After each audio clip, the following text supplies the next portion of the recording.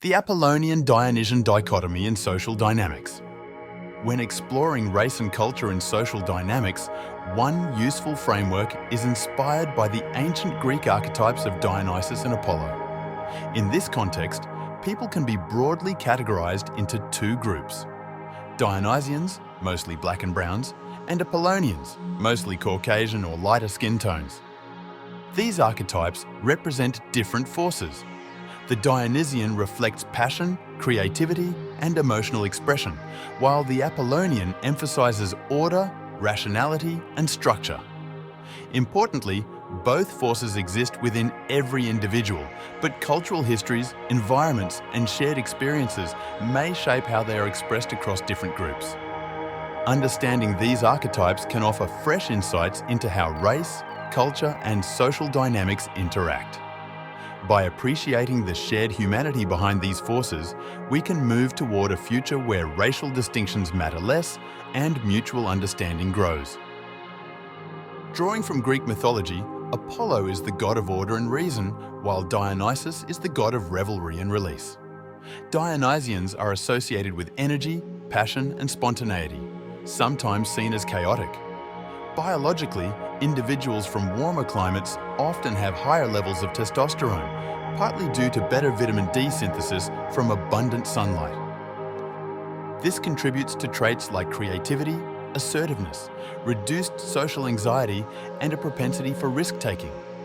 These traits align with what is often labeled charisma or swagger in social settings. Culturally, Dionysian societies or groups excel in imagination, music, art, and expressions of raw emotion. American black culture, for instance, has profoundly shaped global popular culture, from music genres like jazz, hip-hop, and rock to fashion and language. These contributions reflect a vibrant, creative, and instinctual force that resonates deeply across cultures. Apollonians, in contrast, represent order, structure, and rationality. Culturally, they emphasize discipline, precision, and the pursuit of clarity.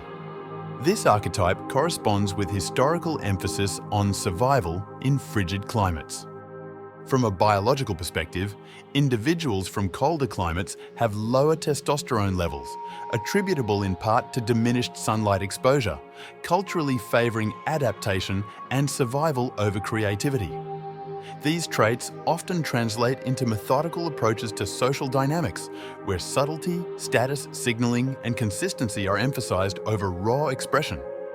Nietzsche saw these two forces, order and passion, as complementary rather than opposing. He argued that Western culture, with its emphasis on Apollonian ideals, order, reason, led to a devaluation of Dionysian traits, imagination, spontaneity. This led to a tension between reason and chaos, where science, logic, and structure were prioritized over emotional and instinctual freedom. In contemporary Western culture, black culture, Dionysian in nature, plays a dominant role, shaping much of what is considered popular today. From music genres like jazz, blues, and hip-hop to fashion, language, and even attitudes, black culture has greatly influenced global trends.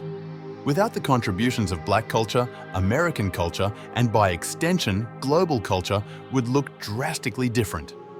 Southern Europeans, with their historical connection to Africa through migration during the Roman Empire and later Arab influence, are seen as early developers of many aspects of European culture. While Northern Europeans tend to have more ancient hunter-gatherer ancestry, Southern Europeans have deeper connections to the early civilizations that shaped Europe's cultural identity. Exhibiting an olive or light brown skin tone that appears both healthy and natural, Southern Europe surpasses Northern Europe in terms of architectural and scenic beauty, as well as possessing a richer cultural heritage, the finest gastronomy, and the most melodious languages. In the past century, Northern Europeans have made significant contributions to the fields of science and technology, surpassing Mediterraneans in some aspects. However, they still lack the aesthetic sensitivity and joie de vivre that are characteristic of countries like Italy, Spain, and South France.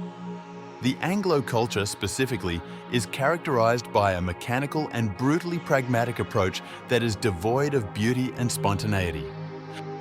In the realm of science and intellectual progress, the Apollonian approach emphasizes structure and the perfection of established ideas, while the Dionysian relies more on imagination and unpredictability, often leading to groundbreaking discoveries. This dichotomy reflects in the way different cultures approach knowledge and creativity. The Apollonian-Dionysian dichotomy isn't really racial. It's deeply cultural and shaped by historical and environmental factors. The Greeks did not view these traits as opposites, but as complementary forces, essential for balance in life and art.